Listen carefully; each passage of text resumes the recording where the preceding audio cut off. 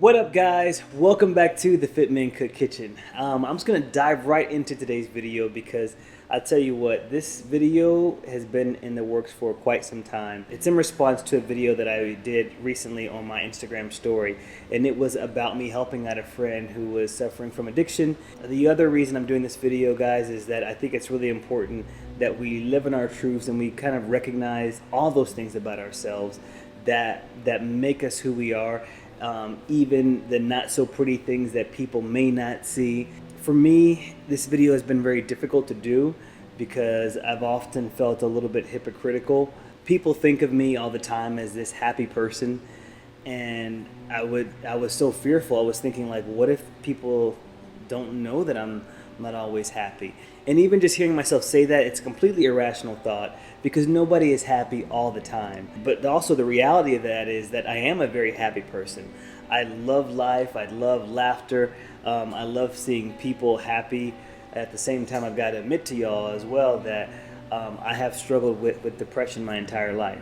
So I recognize that this video is not going to be for everyone today, but my hope is that through my level of transparency today, we could have a greater conversation about mental health and wellness, and it can lead to less stigmatization and much more communication about it. I first noticed, and I think my parents even noticed, my struggles with depression early on. Maybe it was in middle school, junior high.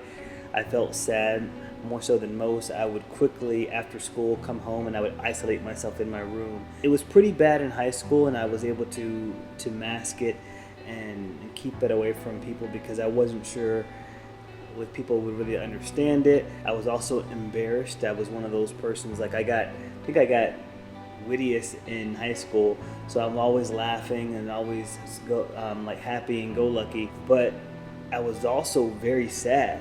College was much easier for me because I was so busy. I didn't have to really deal with my depression. So at grad school is when things began to change for me. I began to feel a little bit different. I wasn't feeling at my best more frequently. I lost my job, lost job offers. I had broken relationships, friendships, romantic ones. Nothing seemed to work out. I was dealing with a lot of financial hardship, and then I had to move back in with my parents to save money because I didn't have any money at the time, and then I ended up getting on welfare. So I was not happy with Kevin at that point in my life, and so a lot of the depression that I felt was in fact circumstantial, but I knew that there was something much more significant because I had felt that before. My depression and my anxiety had gotten so bad at that point that my poor judgment had gotten the best of me, and I decided to do some things that were very harmful to my health. And so I had to be hospitalized and watched by my parents for a couple hours, maybe like 36 hours or so. And I had just gone radio silent. So picture trying to date, and I had to send a girl a message after being gone for 36 hours straight and not responding, and so she thought I was lying. She's watching this video now.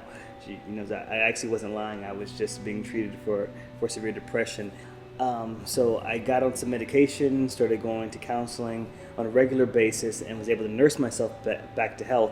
But nothing helped me more than eating healthy and getting physically fit, and that's one of the larger reasons why I started up FitMenCook. Besides wanting to lose the weight that I had gained because of all the depression, it was also so I could feel better. I didn't like the way that I felt when I was on some of the medication, and the compounded effect of eating better and working out was doing wonders for my serotonin levels. And then when I would blog about it with the FitMenCook community, I would just put something out there on Instagram or put something out there on Tumblr, and people from across the world would immediately just begin to respond to me and write me and say, hey, that's pretty cool. And it just did something to me. It kind of just woke me up. I'm feeling like my old self again. I'm feeling like I had a sense of purpose. So fast forward years later, this is about 2 or 3 years ago. Between that time frame, I had still had my ebbs and flows with my depression and things like that. But I started to pick up on a pattern, and I would feel much more depressed during the summer months. And even though I could feel the depression, I could feel the anxiety, I was at that point where I was trying to convince myself that I was okay. I was trying to convince myself that I really wasn't struggling with it, that I had everything under control. And I was embarrassed because here I was as FitMenCook, I guess, telling people about healthy living and healthy eating. And here I am struggling with this intense amount of sadness and depression. In my mind, I was thinking, how could I help somebody else out when I can't even help my own self out? So I remember even telling my girlfriend at the time about it. I had mentioned it in passing that I wasn't feeling so good. And she said, why don't you just take some medication? There's nothing wrong with that. And the pride in me was like, no, I don't need medication. I don't need this. I'm good. It's funny I'm doing this on YouTube, but YouTube was was a really big point of anxiety for me. It was really hard for me to even get in front of the camera and do any type of video at the time. So oftentimes that lag, it wasn't necessarily with my travel schedule. It was because I just was having anxiety and panic attacks. I would shorten the intro a little bit because that's all I had in me to get through it without breaking down and getting really emotional. So it got so bad that one night I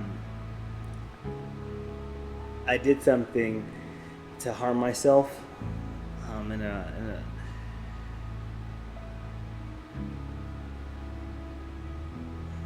So it got so bad that one night I had seriously considered ending my life, and I tried, and then a friend found me.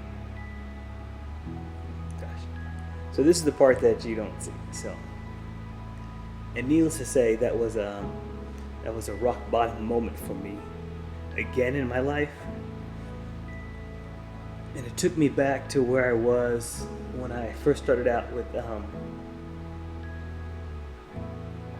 FitMenCook, and being at that rock bottom moment and needing like an absolution.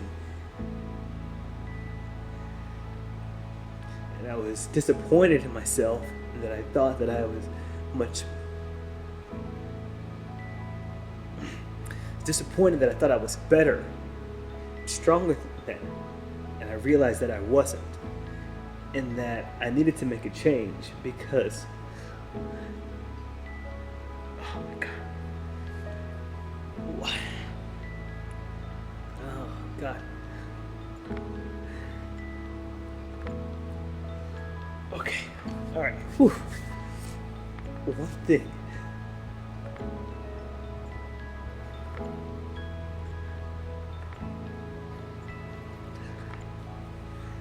Okay, all right. One of the main reasons why was seeing the pain that I was causing.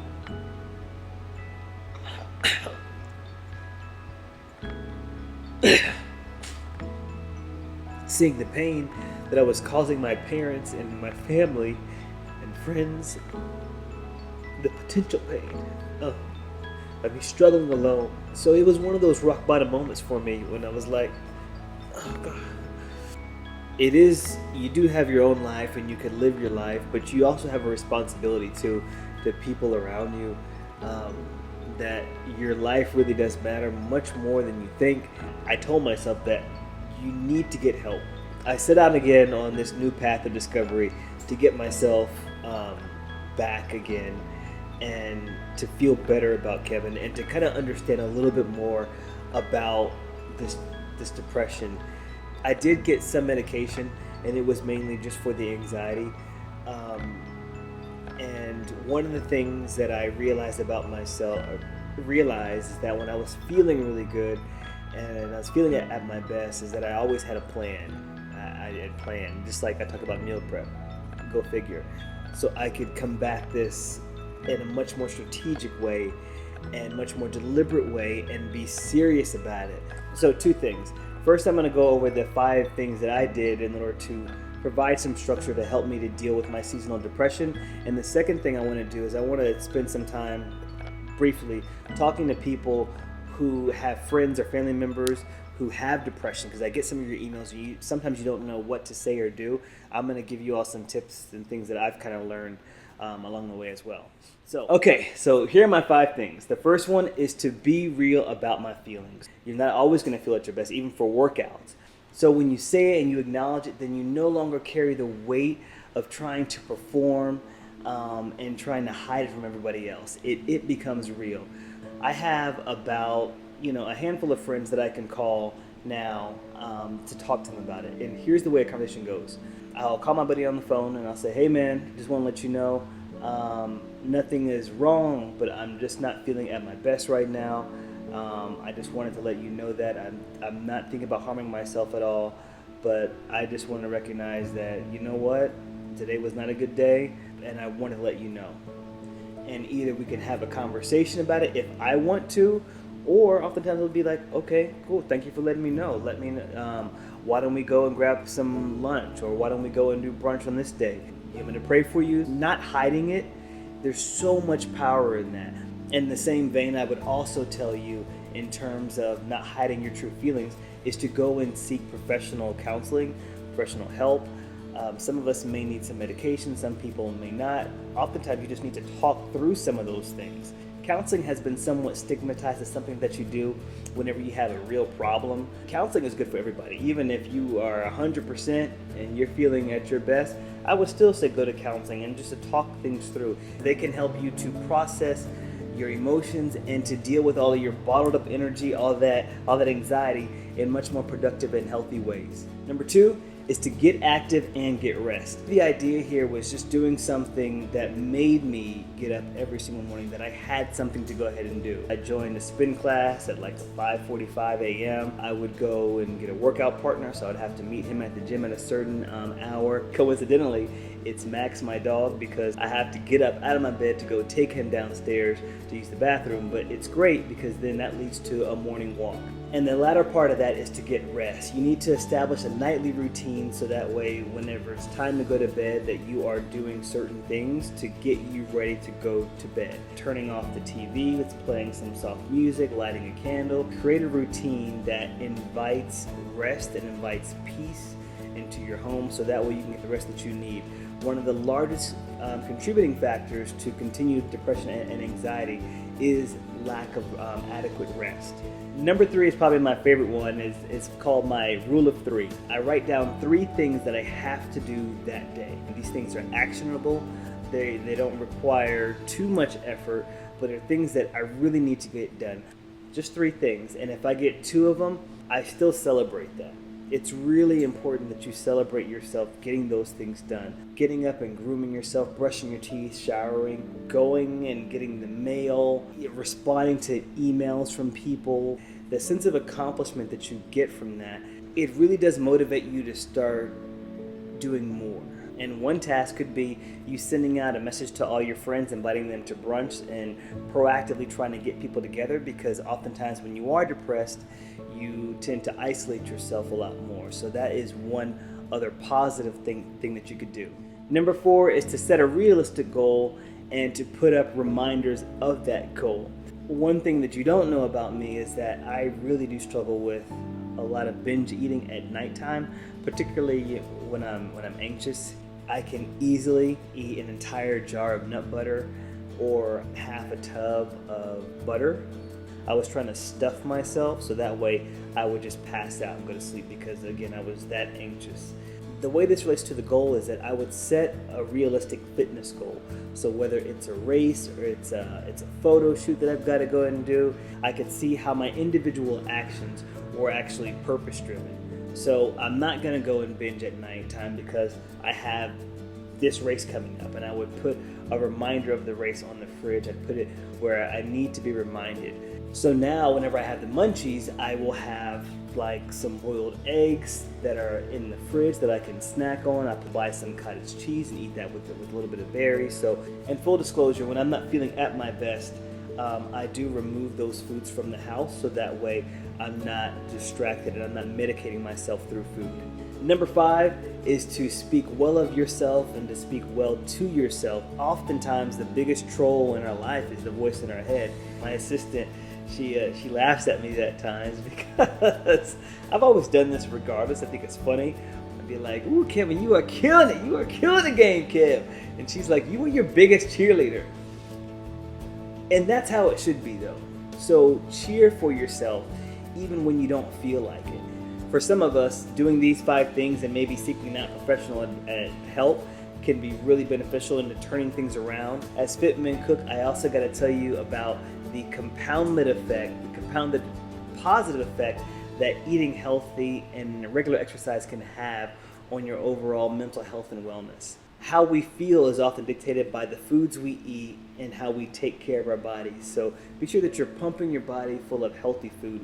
Whenever you eat healthy, you actually feel better. When you feel better, your perception on life, your perception of yourself and your circumstances can also change. So really quickly, guys, I want to talk to the people who are maybe living with somebody who has depression, or they know somebody that maybe is a close friend. If you've never experienced anxiety and depression before, the first piece of advice that I have for you is to educate yourself about mental health and wellness. It's hard to really kind of wrap our hands around something as simple as showering. Like, that should be an easy thing to go ahead and do. You can go check your mail. When I tell you that it's debilitating for some people, it's completely debilitating. So you need to come to a place where you have a better understanding of and respect for mental health and wellness, so that way you can approach your loved one in the most loving manner. The more you educate yourself about mental health, the more inviting that you are to that person, because they feel a sense of comfort with you. Don't try and make them talk to you either. If they want to talk to you, then they will talk to you. Just provide an open environment where they can come and talk to you if they want to. Now, it may seem counterintuitive, but I highly recommend anyone who is actually in a close relationship with somebody who has depression, counseling. It can be a struggle to live with somebody that has depression, because especially when you don't quite understand it, and you need to process some of your feelings and frustrations in a productive manner too, and also get some perspective on how you could better be a support for that person.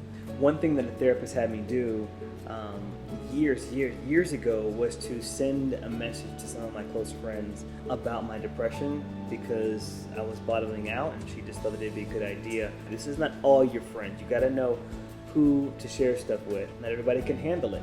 And just because they can't handle it, including family members, does not mean that they are less of a friend or that they love you less.